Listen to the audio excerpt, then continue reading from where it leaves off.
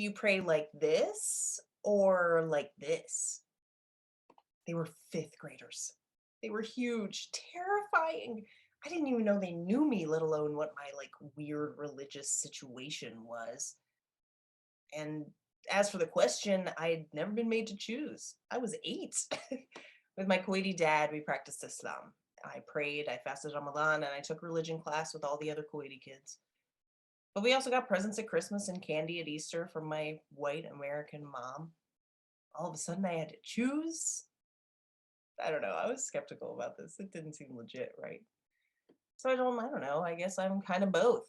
They were like, no, you have to choose. Nobody had invited me to make such a profound life decision yet. I was just a child. But I knew what was going on. In an act of self preservation, I said what they wanted to hear. Well, then, I'm a Muslim, I said. I said what they wanted to hear so I could go back to playing Pogs with my friends, all the while knowing that I would get to go home and do whatever the heck I wanted. What I didn't know was that that question, that statement, would follow me around for the rest of my life. You have to choose. It would come up again not even a year later while I was playing Barbies with 2 of my friends. For some reason, I don't know why a 9-year-old would say this, but I guess it was the 90s. I was like, I really like that Ellen. And immediately my friends turned to me with these looks of abject horror and said with the derision that can only come out of a 9-year-old girl, Ellen's gay. And in that moment, I knew what gay was. I knew that Ellen was it. I knew that in a way I was kind of it. And I knew that people didn't like it and that it would be another thing that I would have to hide away. I'd never had to make that choice before, but I'd have to make it a lot of times as I got older. I chose, and I chose to keep quiet, and I chose to keep quiet so that I could keep playing Barbies. Almost overnight, it was another millennium. I mean, it was insane. I was 11 and the internet was real big in our house, right? Every night I'd go into the family living room to get on the family computer and I would my way onto the internet so I could hop into a chat room or go on Napster to download the hot song at the time. Crazy Frog. Since then, I've spent a lot of time on the internet, and let me tell you something. If there is one thing the internet knows how to do, it is tell you exactly how queer you are. If you're on the internet and gay stuff's coming up, you're gay. I don't make the rules. That's just how it is.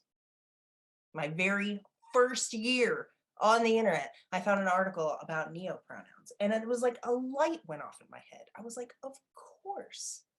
It makes sense to use gender neutral pronouns. It made sense to me. But I wasn't too crazy about being called Z or Zim, so I had an idea and I went to a trusted teacher to ask her what she thought of it.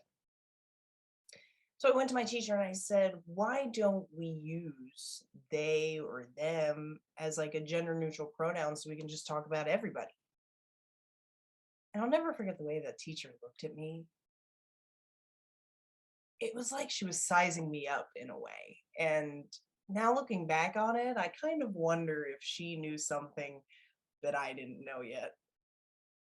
And she looked at me and she said, well, we don't use them as a single pronoun for an individual because it's incorrect grammar.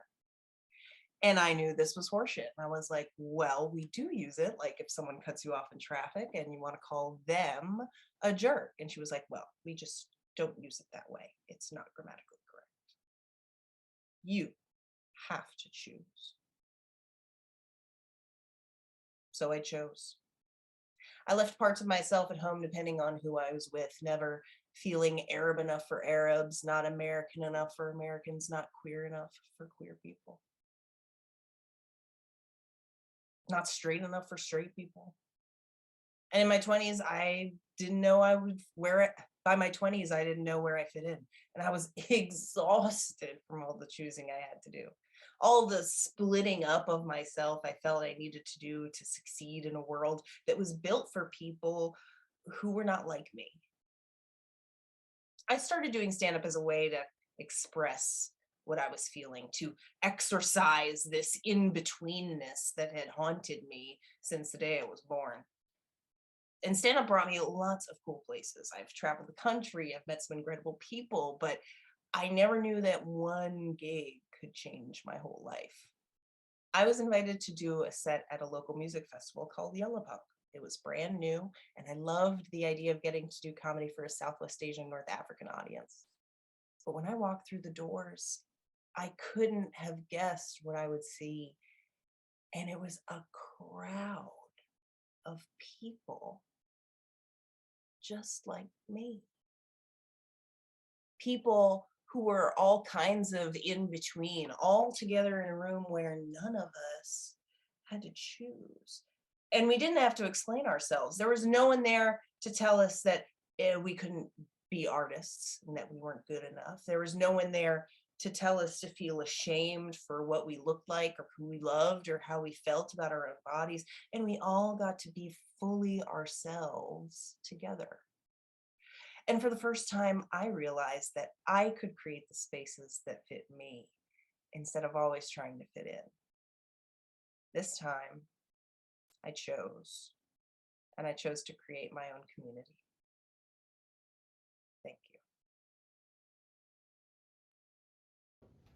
Thanks for checking out Power Street Theater. If you like this video, be sure to like and subscribe somewhere around here. I'm not sure where the button is, but where it says subscribe, that's where you gotta click.